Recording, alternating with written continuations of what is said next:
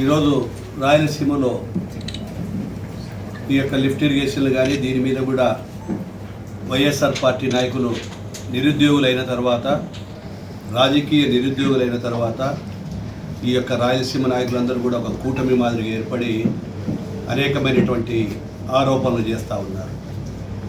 రాయలసీమ ద్రోహి అని, రాయలసీమకు తెలుగుదేశం పార్టీ ఏమీ చేయలేదని అనేకమైనటువంటి ఆరోపణలు చేస్తూ ఉన్నారు.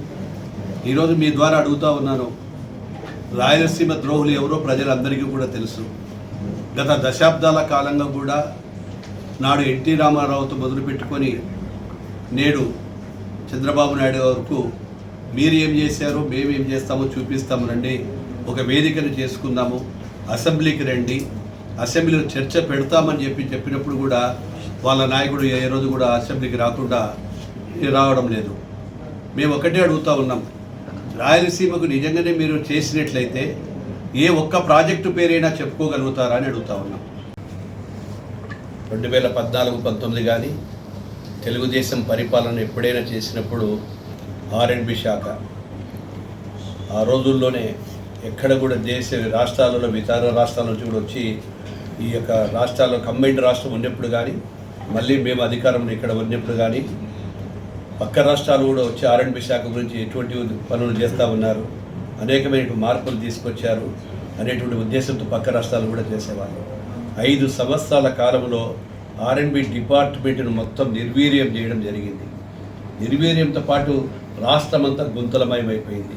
ఎక్కడ పోయినా ప్రజలు భయాందోళనలు చెందుతూ ఉన్నారు. రాత్రిపూట కానీ పగులు కానీ ప్రయాణం చేయాలంటే ఎక్కడ గుంత ఉందో ఎక్కడ రోడ్డు ఉందో తెలియనటువంటి పరిస్థితుల్లో R&B శాఖను తీసుకొచ్చి నిర్వీర్యం చేసినటువంటి వాళ్ళు. అటువంటిది రాష్ట్రం ఆర్థికంగా ఇబ్బందులైనా కేవలం మేము వచ్చి అధికారంలోకి వచ్చిన 9 నెలల లోపల మిషన్ పార్ట్ హోల్ అనేటువంటి కార్యక్రమాన్ని తీసుకొని మా గౌరవ ముఖ్యమంత్రి గారు మీరు ఏం చేస్తారో మాకు తెలియదు, R&B శాఖ జనార్దన్ రెడ్డి 9 నెలల కాలంలోని గుంతలు లేని రాష్ట్రాంగా చేయాలి, ఈ రాష్ట్రంలో ఎక్కడ గుంతలు కనపడొద్దు అని చెప్పినప్పుడు రాత్రి కష్టపడి మా అధికారులందరూ కూడా ఇంజనీర్లు కానీ వాళ్ళందరూ కూడా వాళ్ళకు ఈరోజు గుంతలు లేకుండా చేయడం జరిగింది. అది చాలామంది కాంట్రాక్టర్లు ముందుకు రాలేకపోయిన భయంతో గత పాలకులు చేసిన పాపాల వలన లేకుంటే బిల్లులు చెల్లమని ఇవన్నీ చేయడం వల్ల చెప్తే ఆ యొక్క కాంట్రాక్టర్లకు కూడా నమ్మకం కలిగించి, లేదు తెలుగుదేశం ప్రభుత్వం చేసిన కాంట్రాక్టర్లను మర్చిపోము, మీకంతా న్యాయం జరుగుతుందని చెప్పి దాదాపుగా 1021 కోట్లతో మిషన్ పార్ట్ హోల్ కార్యక్రమాన్ని కంప్లీట్ చేశాము.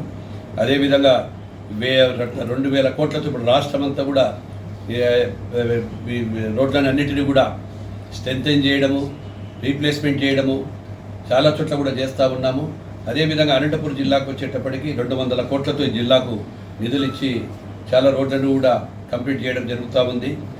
అదే